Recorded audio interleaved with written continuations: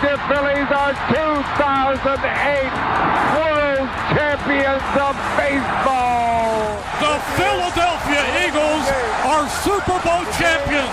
Eagles fans everywhere, this is for you. Now entering the game for Philly Pressbox Radio, Bill Furman and Jim Chet Chesko. It's Wednesday, September 21st, 2022. Welcome to the Philly Pressbox Radio Roundtable, brought to you by the Irish Rover Station House in Langhorne, PA, Allstate Insurance in Westchester, PA, and the Edge of Philly Sports Network. I'm Bill Furman. I'll be your host tonight, along with my partner, Jim Chet Chesko. Hey, Chet, you can't help but be excited about the Eagles and what we saw Monday night, and equally disappointed in what we saw from the Phillies in the last 5 games.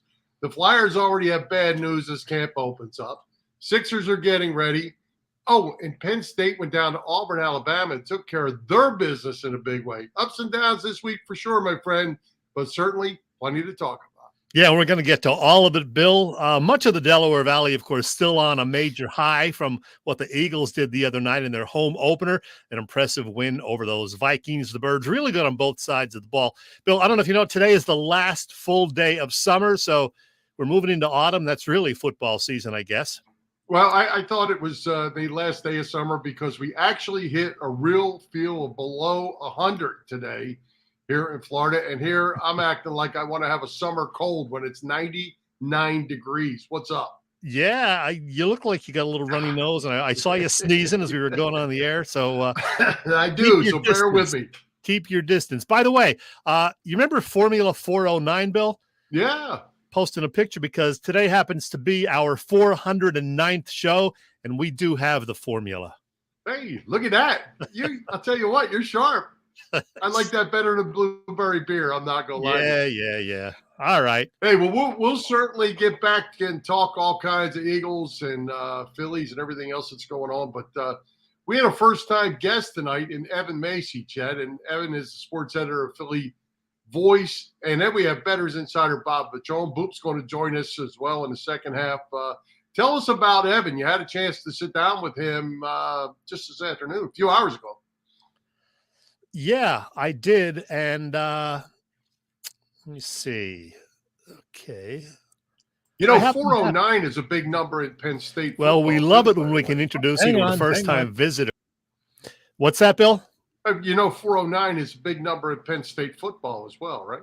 Is that how many wins for Joe? That is 409. All right, let me get to Evan. He is a Lancaster native. He's a Temple grad. He's a writer. In fact, he is the sports editor for PhillyVoice.com. And prior to joining Philly Voice, he worked for Metro Philly and ESPN. I read his stuff often and said, hey, I should see if he'd want to come on our show. I reached out to him last week. He said, sure. And because he's covering a Phillies game as we speak, we taped our chat just a few hours ago. And we'll see if I can start that up properly. Here we go. Evan and I this afternoon. Well, we love it when we can introduce you to a first-time visitor to Philly Pressbox Radio, and that's what we have for you this week. He is the sports editor at Philly Voice. They do a great job there, by the way, covering all things Philadelphia sports, and we bring him on now. It is Evan Macy. Hey, Evan, how are you? Hey, Chet, how you doing? Thanks for having me. I'm doing great, man. Nice to meet you, and great to talk to you here. We, of course, have to talk first about what happened Monday night at the Link. It was a nice beatdown. The Eagles look good on both sides of the ball. 24-7 Birds victory over the Vikings to go 2-0 on the season here. I did see your article after the game Monday night, but for those who didn't, does a performance like that alter the expectations for this season? I think the simple act of being a team that resides in Philly changes the expectations for the season. Anytime you have a performance like that, it's going to make the city go absolutely insane. And you're seeing that. And more than that, I actually think that the product we saw on the field was really impressive. A lot of the criticisms that the Eagles had after week one, mostly surrounding their defense, they answered them. Jalen Hurts was just on fire, throwing all over the field. He was very accurate. His only turnover, I don't think it was his fault. It kind of hit Kenny Gainwell in the hands. all you could ask for from Jalen Hurts, you got. Jonathan Gannon, I mean, this was an offense that matched up pretty good with the Eagles personnel, but you have to credit Jonathan Gannon. If we're going to bash him for last week, you have to credit him for this week. They were able to really just get their talented cornerbacks up in the grills of the wide receivers for the Vikings and play a lot of press coverage, and everything was fantastic. And the major reason, aside from how great they looked, that I'm really high on the Eagles right now is just because their schedule doesn't really send any alarms. There's really nobody that's that intimidating. They have Washington this coming weekend. Then they have the Jaguars. Maybe the Cowboys have Dak Prescott back. I'm not a believer in Cooper Rush after one game. They really have, there's the schedule. There's really not much that you could be worried about for this team until maybe the Green Bay game in week 12. And that might be the next actual test that this Eagles team gets. So, I mean, they might be 10-0. I wouldn't be surprised. I was going to say they may well be favored in their first 11 games this season. So that would be kind of nice if they won all the games that they're favored. You mentioned Jalen Hurts. Is it too soon to say that he is the long-term answer at quarterback, or are we just, jumping the gun on that after one great game? Well, luckily for the Eagles, they don't have to make that decision until he plays 17 games. But I really think that his performance, he kind of played. The Eagles want a conventional quarterback. They don't want somebody that they're going to have to run the ball into the ground in. They don't want to have a game manager. They want somebody who can go deep, and Hurts did to Quez Watkins. And they want somebody who can throw it all over the field, and he does, a lot to A.J. Brown. The Eagles gave him the tools to prove he was the quarterback of the future, and there were no excuses. He's got the offensive line. He's got the weapons. He's got the run game. And so far, he's proven it. And if he's able to perform like this with the tools he has around him, then there's a no-brainer, and Jalen Hurts is going to sign an enormous contract in a couple of months. This Sunday's game is going to be a whole lot of fun down in suburban D.C. Carson Wentz, of course, the opposing quarterback. He's with the Commanders now. There's going to be a slew of Eagles fans down there. I know there are busloads and busloads of fans going down. Can we count on another W for the Eagles? I think so. I would think that this defense knows Carson Wentz pretty darn well. We all in the city know him pretty darn well. He's been kind of as advertised. He does have 7 touchdown passes, which is tied for the most this season. But he also, has made a lot of bad decisions with the football. And he hasn't really played any good competition. I'm sure that Darius Slay is licking his chops. I'm sure that, Fletcher Cox is really excited to go up the middle and have Carson Wentz forget that he's in a pocket, which is the thing that he often does. So the Eagles, rightly are going to be favored in this game. I would be shocked. That would be really fun if to do my job with Carson Wentz winning this game. I don't see it happening. It's a win-win for us in the media. But it's another cupcake of an opponent in week 3 for sure. Well, before we get to the Phillies, who are giving me lots of agita lately, we got to talk about the Flyers, and that's another tough situation. They've had a dreadful, last season.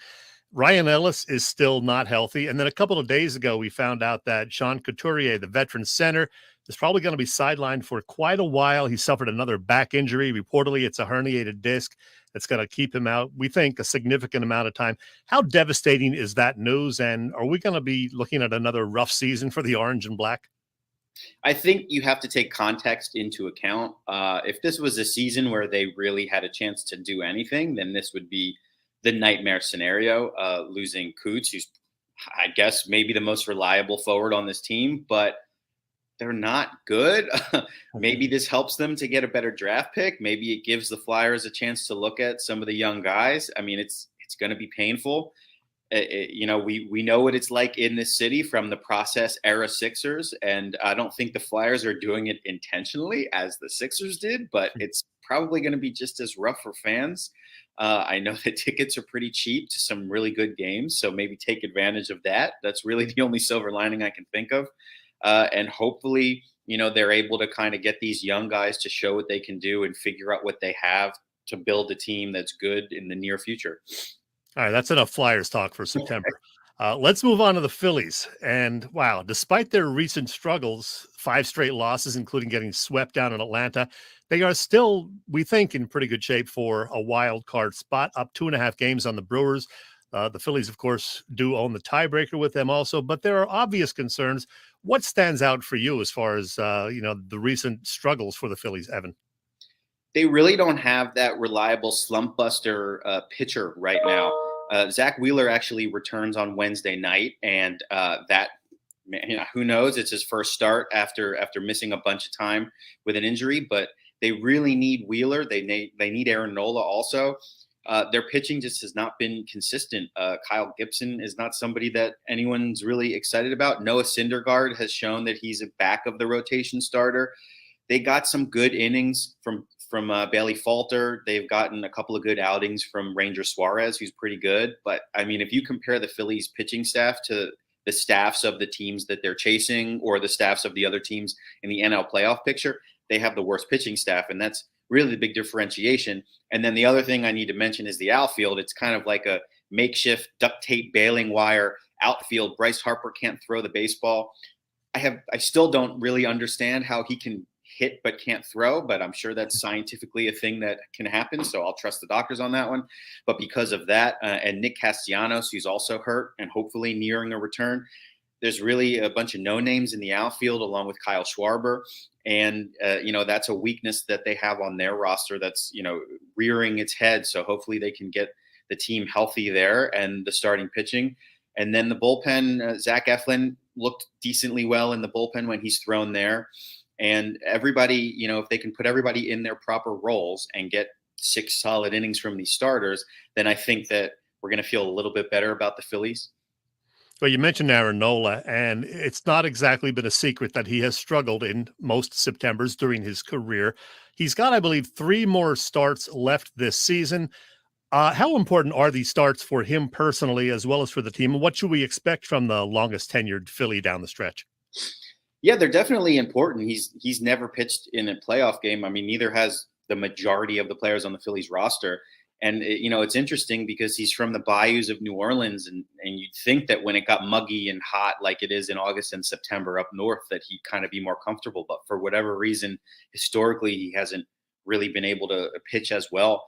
It might also just be, the innings logged. He's been healthy all year. He's logged a lot of innings. He's pitched pretty well for most of the season, but it's really tough when you have that much pressure on you to pitch every 5th day. And when you are going deep into games and pitching important innings, it takes its toll on a starting pitcher. So he's got 3 chances to rebound.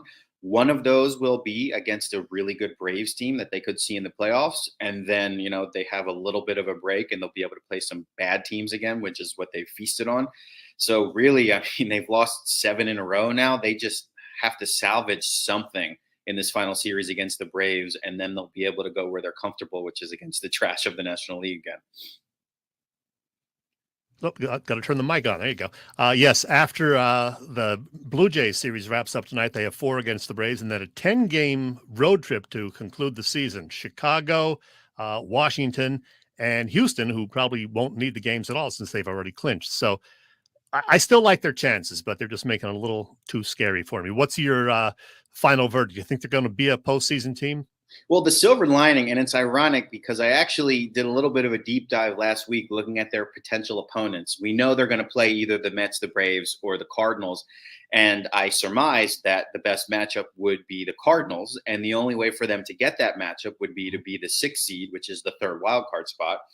And so I said, while that's the preferable matchup in the playoffs, getting that is going to be unpleasant for Phillies fans because they're going to be in the last spot. They're going to have the Brewers right behind them, and it's going to be a more stressful end to the season than it might have been otherwise. But yeah, right now, if we're looking long term and they can hang on and salvage some of these final games, playing against the Cardinals, who they've had a little bit of success about, especially in St. Louis, it's the only season series they've won against these 3 teams. That's something to maybe be optimistic about. If they can get healthy and draw St. Louis, maybe they can make some noise and win a series. I do not like their chances whatsoever against the Mets or the Braves in a series on the road. But I guess you have to get there first. And so it's going to be a stressful 2.5 weeks here. Yeah, it sure is. One Sixers question. They've had a busy offseason, Daryl Morey and company. They've added guys including P.J. Tucker, Daniel House, DeAnthony Melton, and most recently Montrezl Harrell. James Harden said to be in pretty good shape right now. He enjoyed the Eagles game the other night, as we saw. Are the Sixers legitimate contenders again, do you think? I think that they're not going to be worse as far as the chemistry, as far as Doc Rivers kind of knowing what levers to pull when it comes to, how he's going to put the lineups out on the court. There's a lot of question about who should Tyrese Maxey be playing with when Joel Embiid gets off the court. There's a lot of these semantical questions that Kyle Neubeck, who is our Sixers maven, is much better equipped to talk about.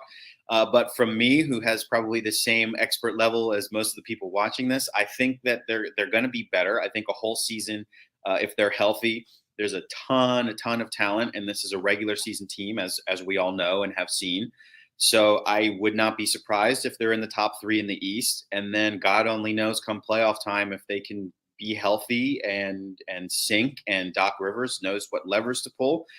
This is a team that I think has a chance to go deep in the playoffs. But, we've said that the last 4 years, and they've lost in the second round. So maybe cautious optimism is the way to approach this team this year. I like it. All right, Evan, as we often do with first-time guests, we play a little game of Fast Five to conclude. 5 simple questions, 5 brief answers. Can we give it a shot? Yeah, let's go. There are no wrong answers, by the way. Okay. Number 1, who was your all-time favorite Philadelphia athlete to watch play? Was, like growing up? Yeah, or now, or any time in your life. Well, growing up, Allen Iverson. Absolutely. Favorite growing up. Right now, Joel Embiid is just incredible, and I love everything about him. All right. Number 2, other than the 2008 World Championship, give me a favorite Phillies memory. Oh, that's tough. It's a negative one. But the first Phillies playoff game, 2007, against the Rockies, in which they lost because of a grand slam that was hit in like the first inning. I went to that game. It was awful the last 8 innings. And then driving back to my parents' house in Lancaster, got a flat tire and had to sit at Wally's Wiener World, I think that's what it's called, off of Route 41, headed back to Lancaster. So I don't know why, but that is now just an inside joke with my friends whenever it comes to the Phillies making the playoffs. We don't want to have another Wally's Wiener World experience. So, yeah, well, I don't know why that came to mind, but that's my answer. Funny you mentioned Lancaster. That's my next question. You're a Lancaster native. What was the best thing about growing up in Pennsylvania Dutch country? You have a different point of view when you're an adult. I was like any other kid and wanted to get the heck out of there, and I hated it, and there was nothing to do there. But it was really an awesome place to grow up because it was really safe. There were a lot of places that you could kind of go. Gas was under $2 a gallon, so you could just drive around Amish country, drive around the cornfields, drive to get an ice cream cone. So I really love just kind of the open rural roads and driving around with friends and blasting music with windows open. Those are kind of the memories I have. I hear you. What was more fun to cover, the 2016 Democratic National Convention or Super Bowl 52? Both were a lot of work, as you can probably imagine. I think the Super Bowl is probably a memory that's just being in the room when something like that historic happens was really, really awesome. And I remember actually how much hard work it was. I was working at Metro Philly at the time, and they were holding deadline for the end of the game. I was the only reporter there. So, and I needed a couple bylines. So I had a story if they win, a story if they lose, a column if they win, a column if they lose, and then an article ranking the Super Bowl all time against the other 51. And I was writing these 5 articles simultaneously in between plays. So I took about 30 seconds after they won to take it all in, and then I put my head back down and worked. It was a lot of work, but it was amazing. And finally, your Twitter profile says you are a Springsteen fanatic. Bruce will be 73 this Friday, by the way. How many times have you seen the boss in concert, and what are 2 or 3 of your favorite Springsteen songs? I actually went on a Springsteen podcast, and I think 40 was my number. There's actually this website that you can use. I think it's myBossTime.com, and you can like put your profile in and pick all the shows you went, and it tells you all of your set lists. My favorite song is Backstreets off of the Born to Run album.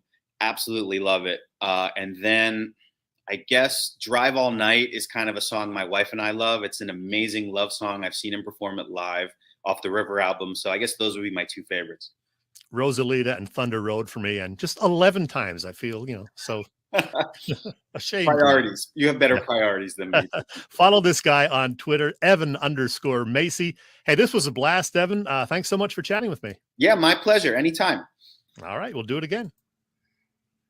Hey, Chet, good stuff from Evan. And we got plenty more Eagles we're going to talk about. I am going to leave you with two thoughts before we pay our bills, and then we're going to come back and talk Eagles. First one, I'm going to leave this right here from Robbie, because I was going to go right down the same lines. We just give the Eagles 2 wins because we got a cupcake in Washington.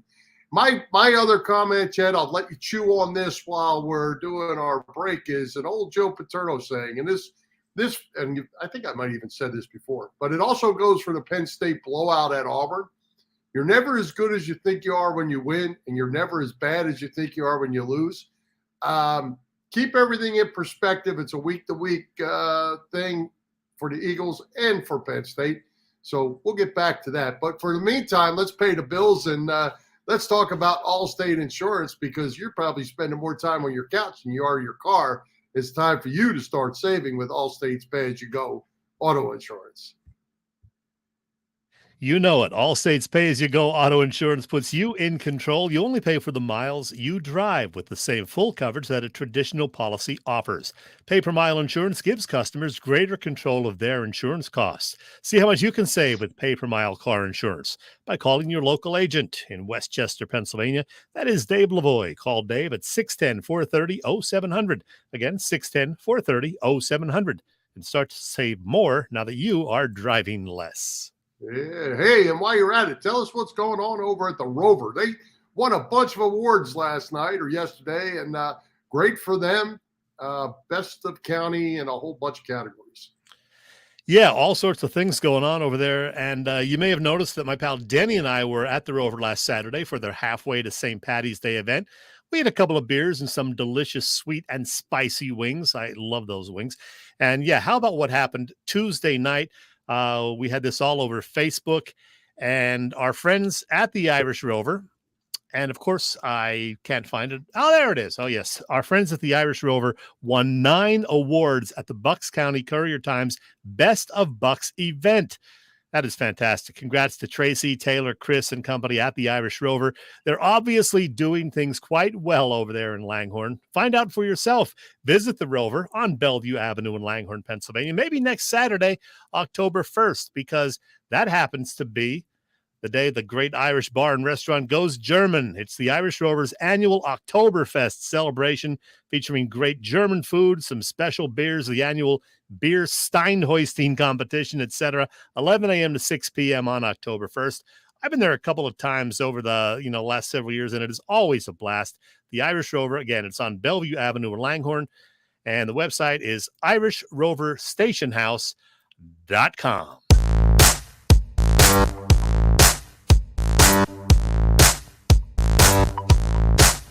Hi, football fans. This is Merrill Reese, and you're listening to Bill and Chet on Philly Pressbox Radio. It's good!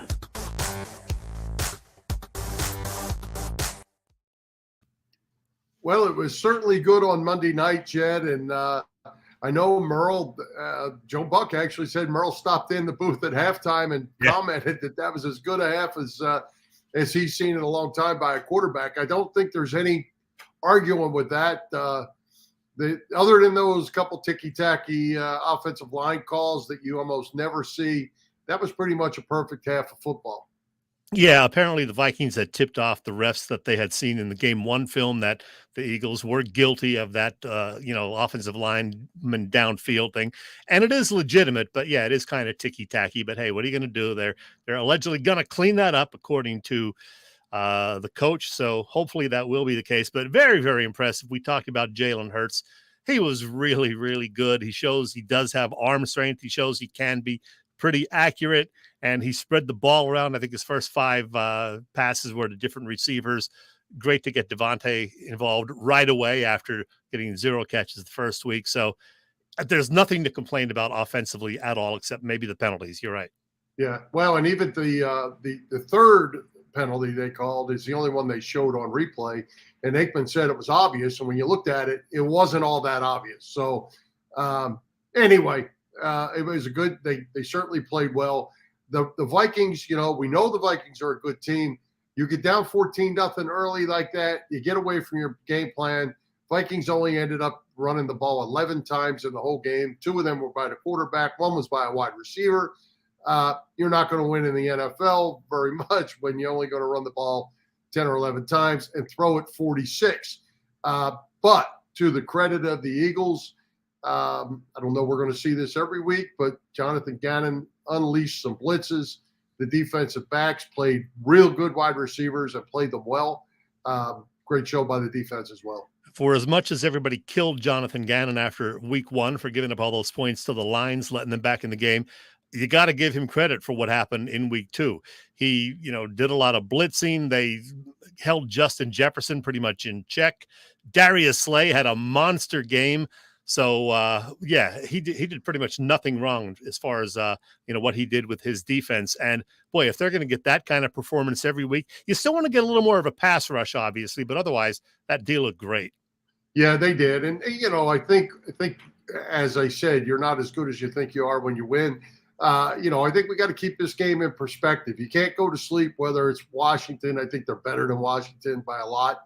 But, you got to keep it all in perspective and take it week by week. And I think that was the message that Nick Sirianni passed on to the team in their meetings this week. A lot of people are really hopping on the Eagles bandwagon now. You look at the power rankings, they are as high as 3rd in some of them, only as low as 7th. Our buddy Paul Domowich, put out his yesterday, and he has them 6th. He still has them behind a couple of NFC teams in Tampa Bay and the LA Rams. The Rams, of course, defending Super Bowl champions. Tampa Bay has that Brady guy, so you understand it. But, he has them 6th overall. And that's pretty good because expectations were not quite this high just a few weeks ago. Now, all of a sudden, people are saying the Eagles are going to win the NFC East and they are a legitimate Super Bowl contender. And you can't argue with it after the first 2 weeks. Well, I told you I thought they were when I said 12-5. I thought they could make the Super Bowl. And I think they can. And, I guess Jalen Hurts ended up with 11 carries. Some of them were designs. Some of them were RPOs.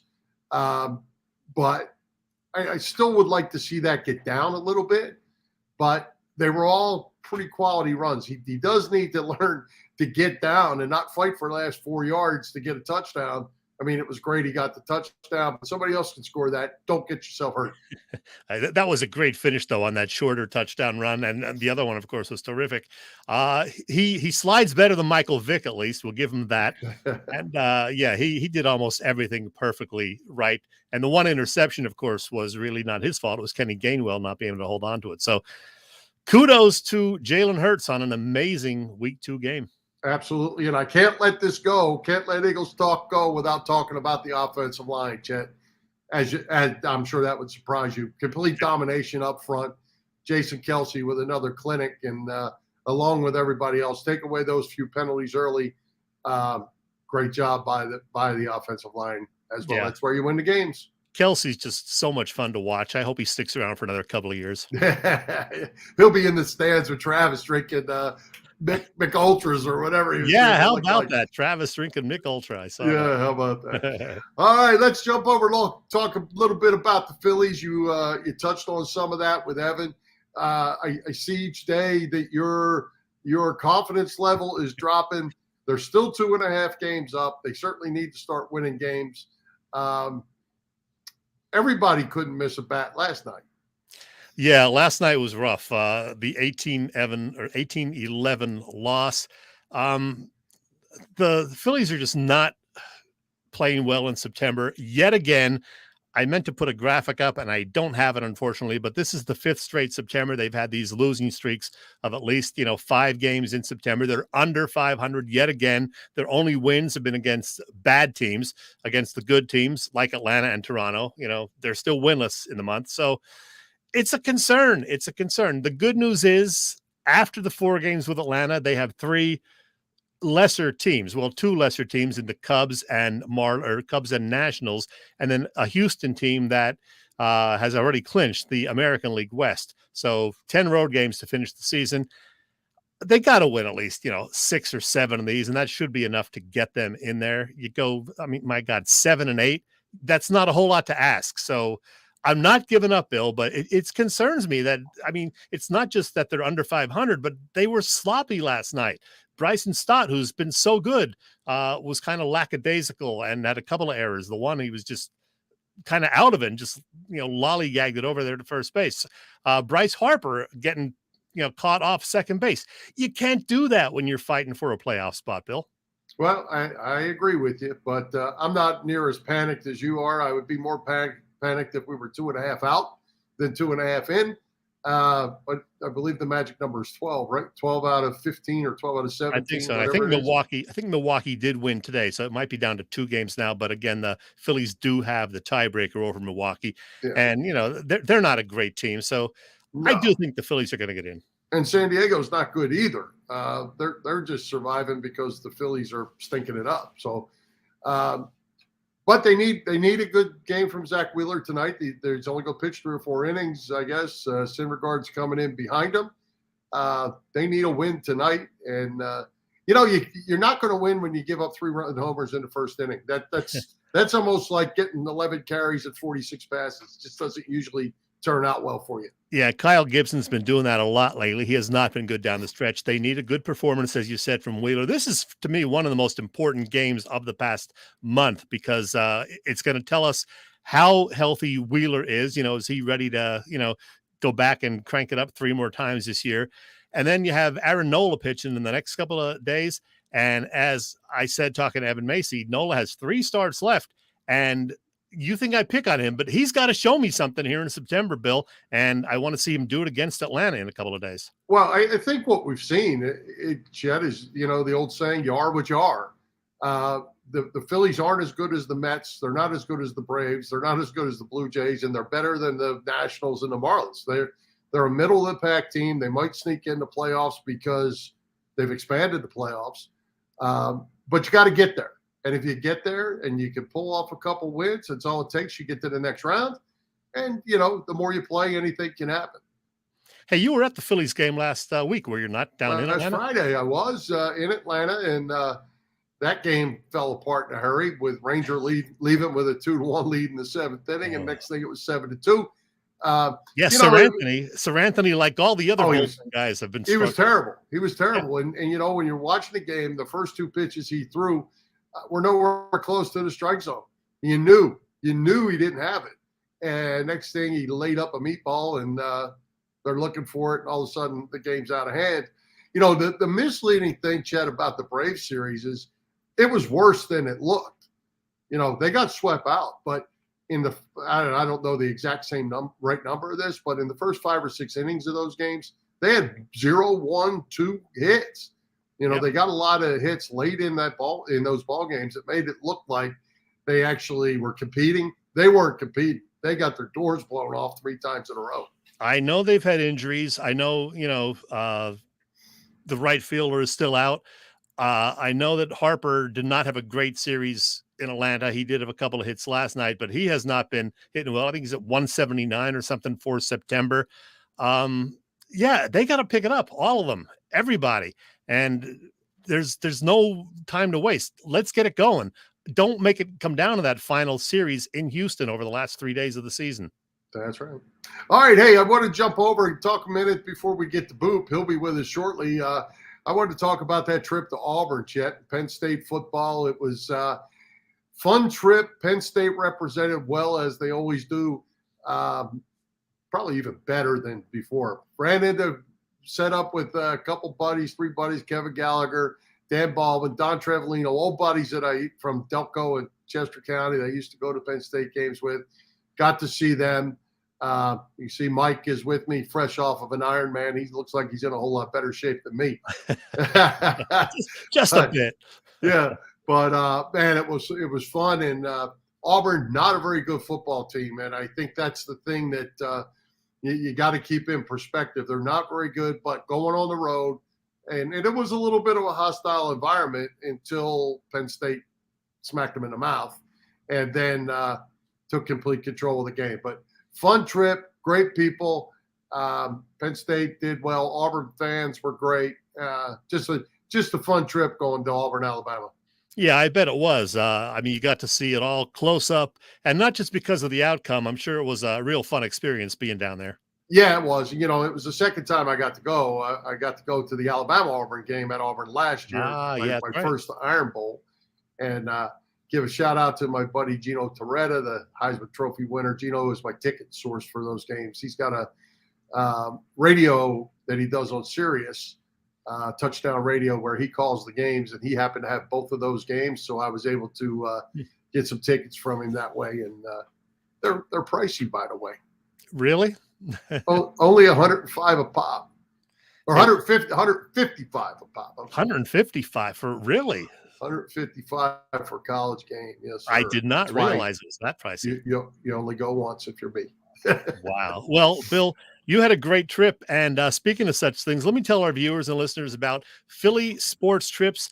They are doing trips to all Eagles road games, 20 busloads of rabid Birds fans heading down to D.C. through Philly Sports Trips this Sunday to watch the Eagles put it to Carson Wentz and the Commanders, we hope. Tailgate parties before all Birds home games. They just had the one the other night before the win over the Vikings. I heard it was great. Wish I could have been there. There will be tailgate parties, as I said, for all of the games. In addition, there's a visit to Wrigley Field during the final week of the Phillies season, plus an October Flyers hockey trip to Nashville, Music City, October 22nd through the 25th. And you can even book Phillies 2023 spring training trips already. So get all the details on their website, phillysportstrips.com. You'll be glad you did, Bill. Absolutely. Hey, Bill, you know, we got Boop standing by, but before we get to him. Uh-oh. Yeah, it's time, Bill. It's time. We're going to do a little no award shows and no blueberry beer. No blueberry beer. Tonight's beer, though, is one of the ones I mentioned last week, and it's got the zombie on the front plus a pumpkin. It is Springhouse Brains, just because I like the can. It's not a bad pumpkin beer. Not my all-time favorite, but not bad. But that's not what I'm going to talk to you about this evening, Bill. Like a lot of our Philly Pressbox Radio viewers and listeners, I am a lifelong Philadelphia sports fan. And because it's now been 50 years, I've been thinking a lot recently about the year of 1972 in Philly sports. The Eagles were subpar. Ed Kyatt guided them to a 6-7-1 season before getting dismissed. The Flyers were under 500 in their first year with Fred Sherrow as coach, still in the process of becoming the Broad Street Bullies team that would win the first Stanley Cup in the franchise history a couple of years later. The 76ers won 30 games in that 71-72 season, but then came the next year and they have, it was the worst ever NBA season and still is. 9 wins, 73 losses in 72-73. And then, of course, there were our Philadelphia Phillies. The 1972 lineup did have exciting youngsters like Larry Boa, Greg Lazinski, and Willie Montañez, but there were also guys like Tom Hutton, Denny Doyle, Roger Freed, Joe Liss, and forgettable pitchers such as Ken Reynolds, Billy Champion, Barry Lersch, Wayne Twitchell, and 0-8 Jim Nash. Of course, there were a couple of other guys, too, who became Phillies in 1972. One of those, the legendary Mike Schmidt. Back then, he was a rookie infielder. He got a September call-up, and in his second start, September 16th, so 50 years ago last Friday, he slugged his first ever major league home run, a 7th-inning 3-run blast off Montreal's Baylor Moore that turned out to be a game winner. It was the first of Schmidt's 548 career home runs.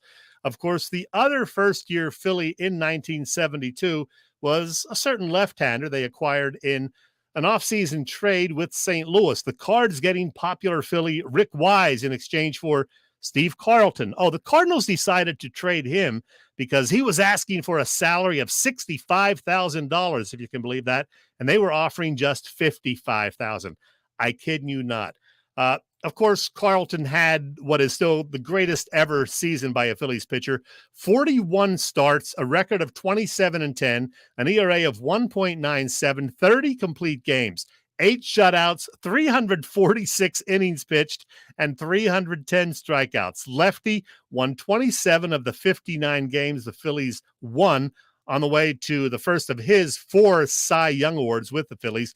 It was 50 years ago, but it was a season that no Phillies fan who was around back then will ever forget. Absolutely. Best of times, because it wasn't long after that things turned around for the Phillies, turned around for all the teams. Yeah. And within the next year or two, 3 or 4, it was good stuff. Yeah. All right. Good stuff. Let's give a shout out to all the shows over at the Edge of Philly Sports Network, Chet, this week. Wall-to-wall coverage. We continue to grow. You can catch all the action on www.eopsports.com, as well as Edge of Philly Sports on YouTube. You can also find this show on Philly Pressbox Radio YouTube. So check it out. Hit those subscribe, follow, like buttons, and as always, share with your family and friends. As you see, plenty of shows. Sundays are loaded up with Eagles now, pregame, halftime, postgame, everything else, plus all week long, talking Philly sports. Yes, sir. All right. Well, hey, Chet, it is that time. Let's welcome Bob Vetrone Jr., Boop, back to Philly Pressbox Radio for Week 3 picks. Boop, welcome back. Hi, guys. How you doing? Hey, Boop, you're a couple years younger than us, I think, but you remember that 72 season, do you not? You know, I was there for a lot of those games. Steve Carlton's 14th consecutive win was the Carl Wallenda across the was the first game of the doubleheader where Wallenda walked across the rope. I was there for that one. So yeah, I remember it well. You said two things about the 72 team. That's one thing I wanted to bring up. Well, another thing, if you look at wins and losses, I think Boa hit about 40 points higher in the games Carlton started than the games he didn't. I looked that up one time, which was pretty interesting. The other thing you mentioned, Tommy Hutton. Tommy Hutton owned Tom Seaver. I looked it up. 16 for 50 in his career. He hit the Hall of Famer, 320, and it was the guy he faced the most. So it's funny. I do remember that. Mike, you should have a one, like you say a word and the first thing that comes to mind is, you answer it. When you say Tommy Hutton, I think Tom Seaver. Yeah. And another guy, another blast from the past. How about Bill Robinson that year? He was an outfielder. Win day. When Carlton come in the locker room, said it's win day, and everybody upped their game. Yeah.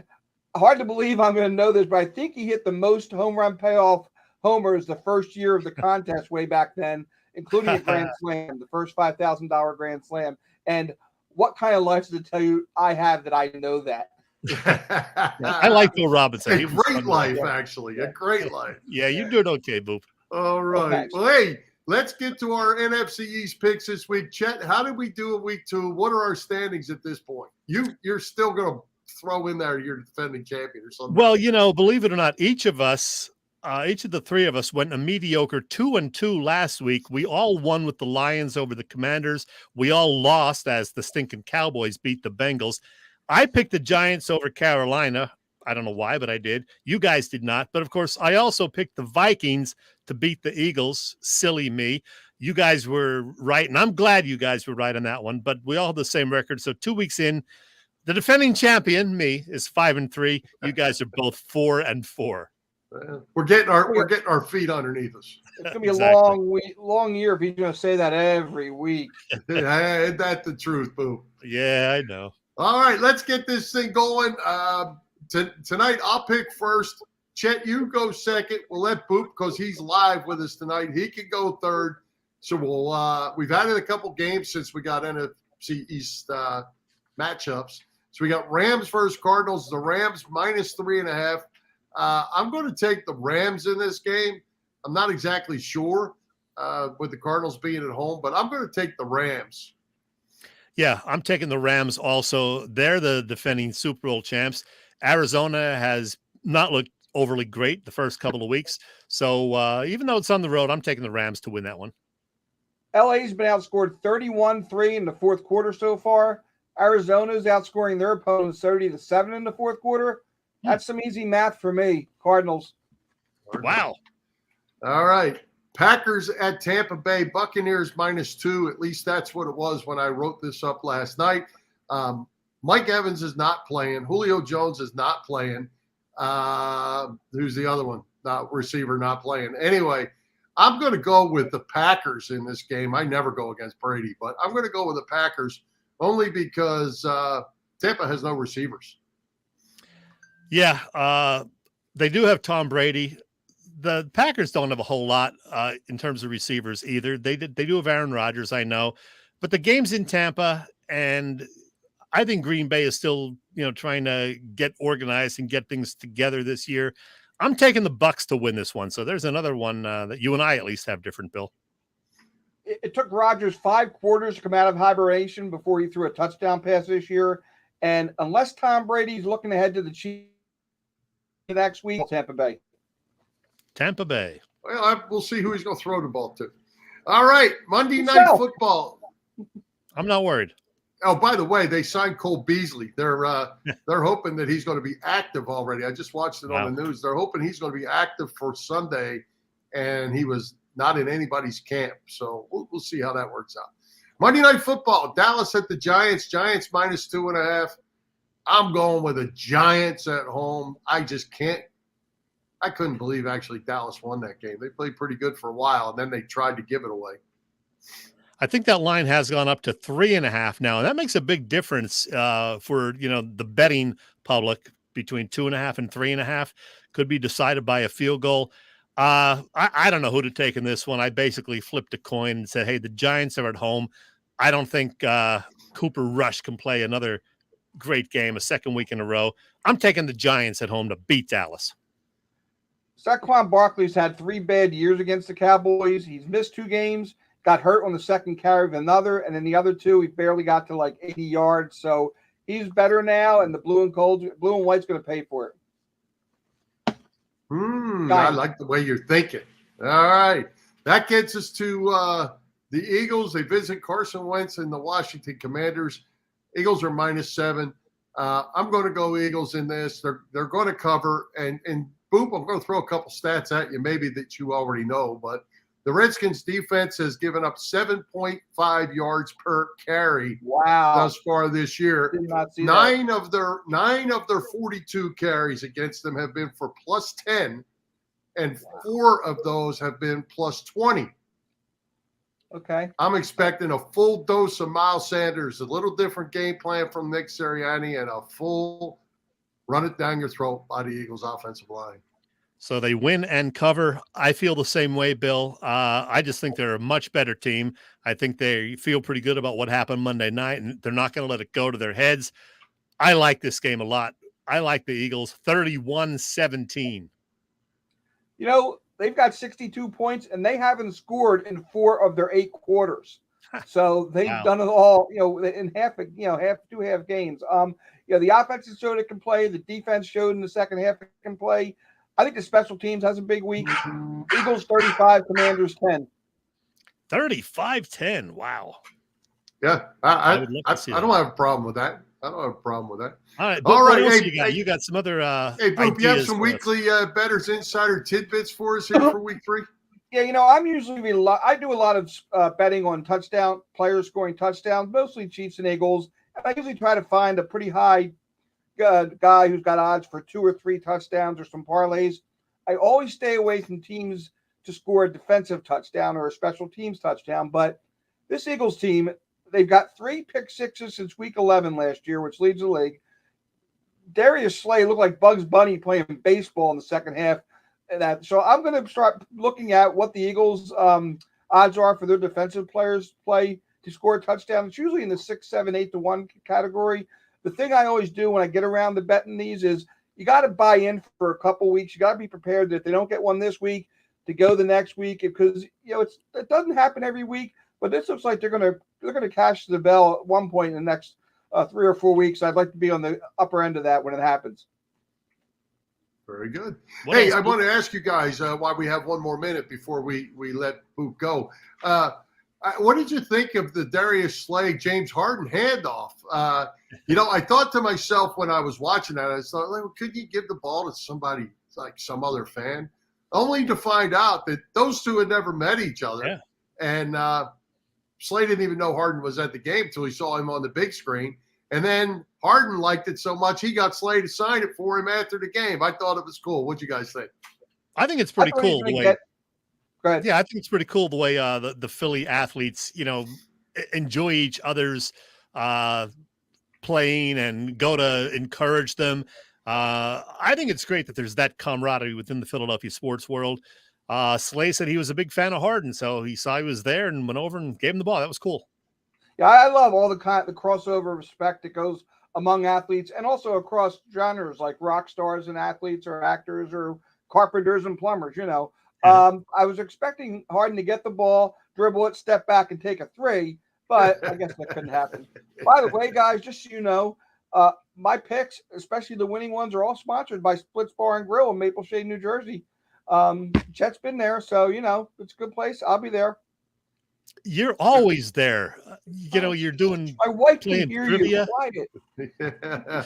Well, hey, while you're talking about Splits, I was going to have you let everyone know where they can follow your social media platforms and everything else you have going on besides stopping at Splits just to pull up to the bar next to you.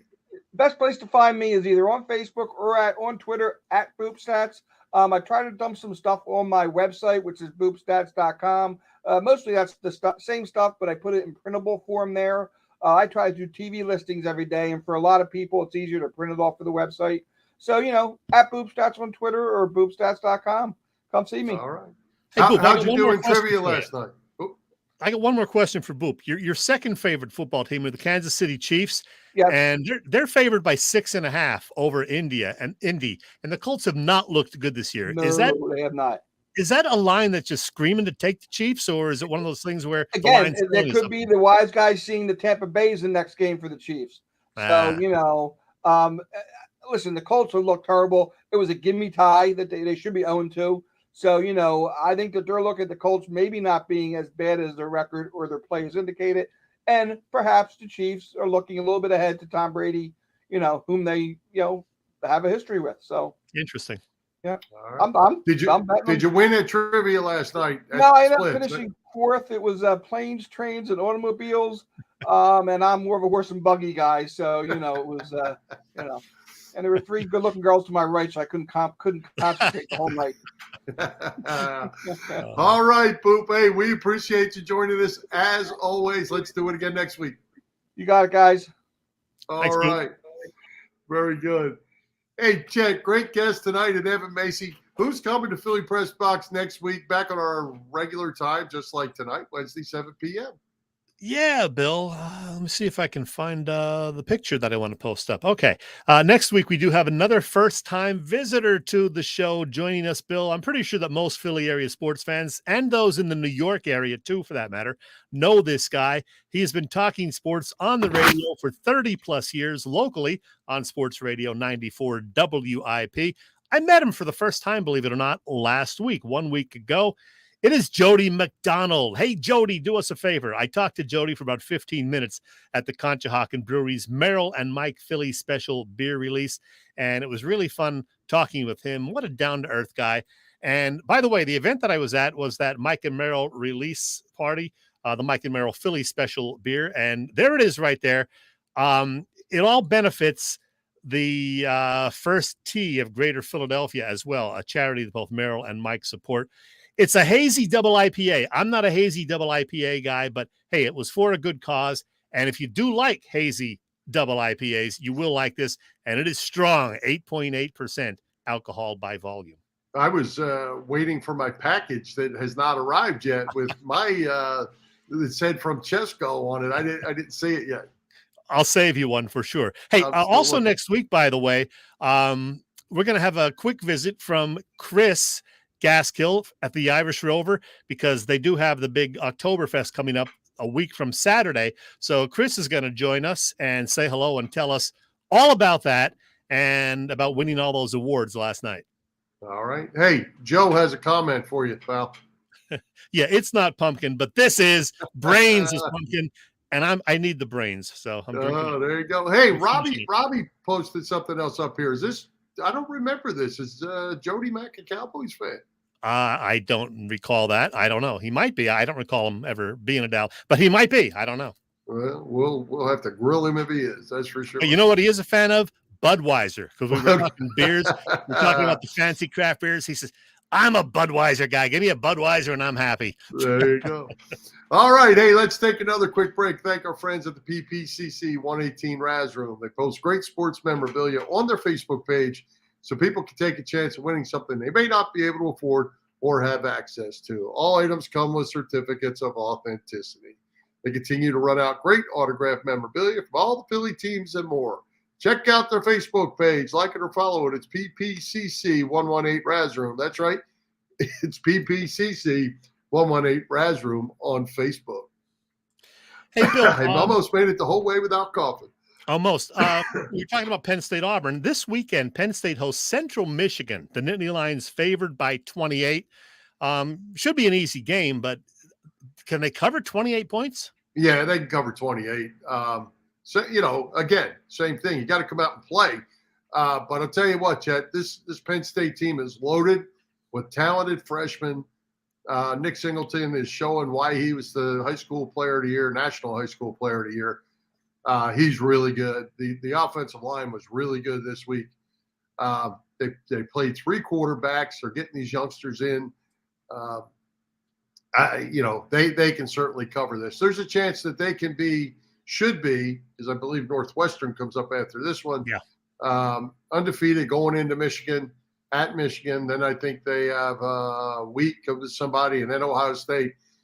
Those are the 2 big ones, and they could be right in the hunt here. They're playing good ball. Yeah, up to number 14. They were unranked going into the season. They're already up to number 14. So, yeah, top 10 is on the way. Go Penn State. Couple other things, Bill.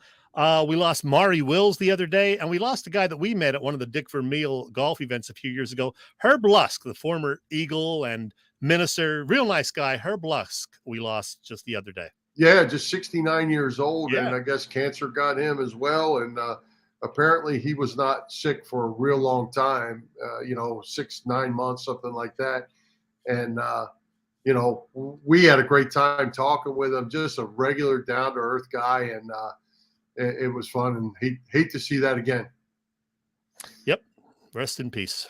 All right. I just got a note that said it looks like the Phillies slept through the first 4 innings again tonight. I don't know the score, but that was the note I just got. All right. Quick parting shot for you, Bill. Go ahead. All right. I know we've discussed this before, but I'm going to say it again. It continues to amaze me that so many sports fans hate Joe Buck. I listened closely to him and Troy Aikman calling the Eagles-Vikings game the other night. I thought they did a fantastic job. And no, they do not dislike Philadelphia. They are not anti-Eagles, I promise you. And last week, Phillies Action News interviewed Joe Buck, and I know this was partly tongue-in-cheek on his part, but he had this to say about Philadelphia. I'm a fan of Rocky. It was my favorite movie as a kid. I love the colors of all your teams. My dad was really, really good friends with Harry Callis and Richie Ashburn. I worked with Tim McCarver. He was the voice of the Phillies. And what else can I say? I mean, I love Bookbinders when it was there, and I was there when I was a kid. I mean, the Liberty Bell, for God's sakes, et cetera, et cetera. So it's a lot of love there, and I want you to love me. Joe Buck, he's got a sense of humor about it, but I think Joe Buck is damn good. Well, I think they did a good job this week, and Aikman did too. But a lot of accolades and props for the Eagles. They were playing so well, there couldn't be much else to talk about negatively. But, I thought they did a pretty good job. Unlike Tony Romo and Jim Nantz doing that Cowboys game, the only thing they were missing was pom-poms and cowgirl suits. They were ridiculous to try to listen to. Before we wrap it up, Aaron Judge, who has 60 home runs, rumor has it his 61st home run could go for $2 million whenever that's, caught and auctioned off eventually. His 62nd home run, which would set an American League record, will likely go for $10 million, they say. Yeah, and the guy that got the 60th last night gave it to him. Yeah, how about that? Gave it to him. Yep. Wrap it up, Bill. And one last thing on Aaron Judge, and we'll follow this, Chet. He leads the AL in every offensive category, and all the experts are saying he is not the MVP. Ohtani has to be the MVP because he hits and I don't care. pitches. Aaron Judge is the MVP this year, especially if he gets the triple crown, which right now he is, if he can hang on and win the batting title. He wouldn't be the first triple crown winner not to win the MVP. I know. I remember that. Yeah. Yep. No, you Wrap it up, you weren't Bill. there. All right. Let's thank tonight's special guests, Evan Macy and Bob Vetrone Jr., our sponsors, the Irish Rover Station House, Bob Sullivan's LikeYourAge.com, PPCC 118 Raz Room, and David Boy of Allstate Insurance in Westchester, PA. For Jim, Chet, Chesko, this is Bill Furman. We hope you enjoyed the show. We'll join Philly Pressbox Radio next Wednesday, September 28th at 7 p.m. You can see us live on Facebook. Listen for our website, phillypressboxradio.com, on blogtalkradio.com/Philly Pressbox Radio, on Google Podcasts, as well as Apple Podcasts, iHeartRadio, and all the others. One other thing, Chet, I will be in Philly tomorrow for the weekend. If you're going to the Philly memorabilia show at the Oaks this time, stop by and see Chip Brady and me. We'll be there Friday, Saturday, and Sunday. High hopes, Philadelphia sports fans. Go Eagles. Go Phillies. Happy trails to you till we meet again.